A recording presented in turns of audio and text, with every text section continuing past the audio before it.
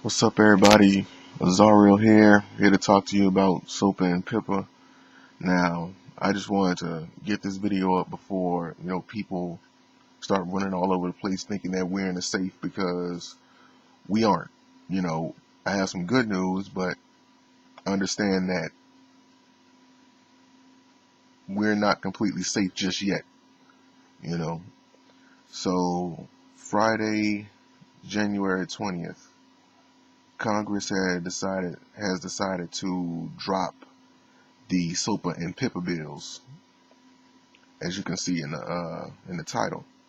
They decided to drop them in response to the online protest that was going on. Apparently, based on with the title, it was the largest online protest in history, which would which I would believe would be a fair statement, because millions and millions of people uh, had online organizations and online protests, etc., telling Congress, writing their senators, writing their lawmakers, saying that these bills are way too generalized and way too subliminal, that they don't pinpoint exactly what is considered copyright infringement. So because of that, all of these other websites got caught in the crossfire, and that's why these bills are dangerous. You know, they had affected, dancers that dance to certain music, to to uh, even like fan creations, and things like that, like video game reviewers, movie reviewers, like video game playthroughs with commentary on them. So these bills really had affected a lot of things that if they were passed, then we'd all be fucked. But as you can see, the bills were dropped by Congress Friday, January 20th. Now, by no means does this mean that we're 100% in the clear. When a bill gets dropped by Congress, they just get taken off the agenda. I'm pretty sure somebody will correct me if I'm wrong, but I'm pretty sure I have this right. The bills, when bills get dropped by Congress, they just get taken off the agenda. What that means is that Congress won't bother with, you know, basically, like, they won't do anything with them anymore. That's what they mean. They get taken off the agenda, they're going to leave them alone. That's what they mean when they get dropped. Now, if they stay off the agenda after a certain period of time, then what happens is that they die, and nothing else can happen with them, to my knowledge. But like I said, I'm pretty sure some smart aleck is going to try to correct me, because I could be wrong, but I believe I'm right on this. But yeah, like I said, as long as they stay off the agenda after a certain period of time, then the bills will die, and then we can say whether or not we are, like 100% in the clear. But until then, they can still pull those bills back on. They can still pull them back onto the agenda, and just like try to pick up where they left off. Try to pick up where they left off with them. So this is good news, but understand that we aren't 100% in the clear just yet. I mean, yes, this is a good thing. I mean, like even guys like the MPAA, the Motion Picture Association of America, who was the one of the biggest lobbying bodies for these two bills, trying to push them and get them passed.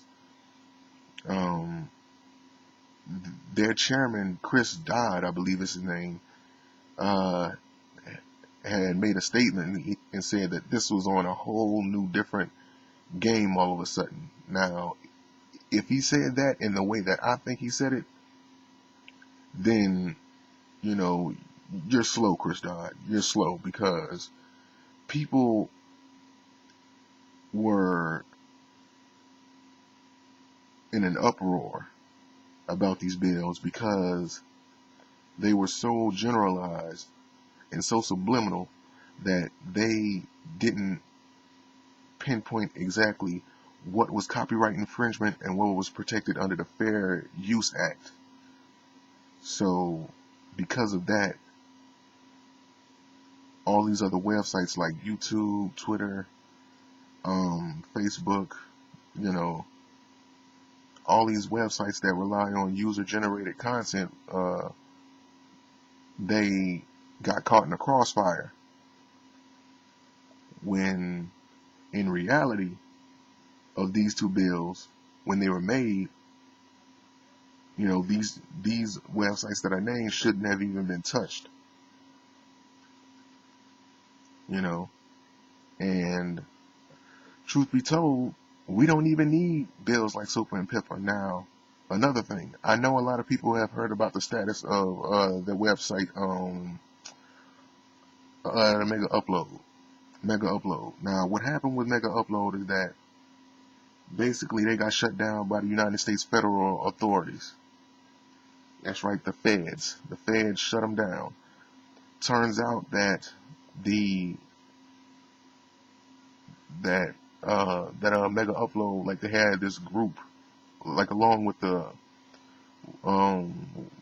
chairman of Mega Upload,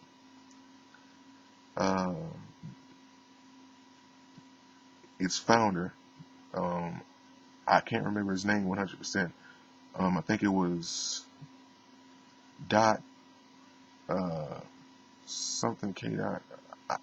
I can't remember his name exactly, so forgive me. But turns out they were hosting copyrighted material on their website, and they were making money off of it. So much to the point where the feds, for like 2 years, if I read it correctly, 2 years they were doing an investigation on them, and they finally caught him. If they found him guilty of it, I mean, you guys can Google it. You guys can look it up for yourself. But yeah, I'm just here to let you know about the status of SOPA and PIPA. Where we at right now is in a good place, and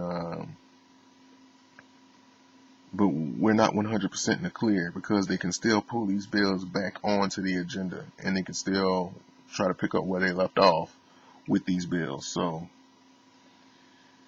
yeah, so for right now, we're good. For right now, we're good.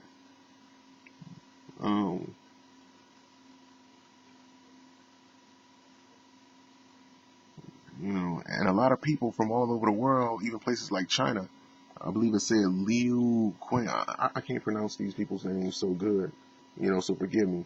Liu Quing Yang, I believe that's how you said. He said, we should learn something from the way these American internet companies protested against SOPA and PIPA. A free and democratic society depends on every one of us caring about politics and fighting for our rights. We will not achieve it by avoiding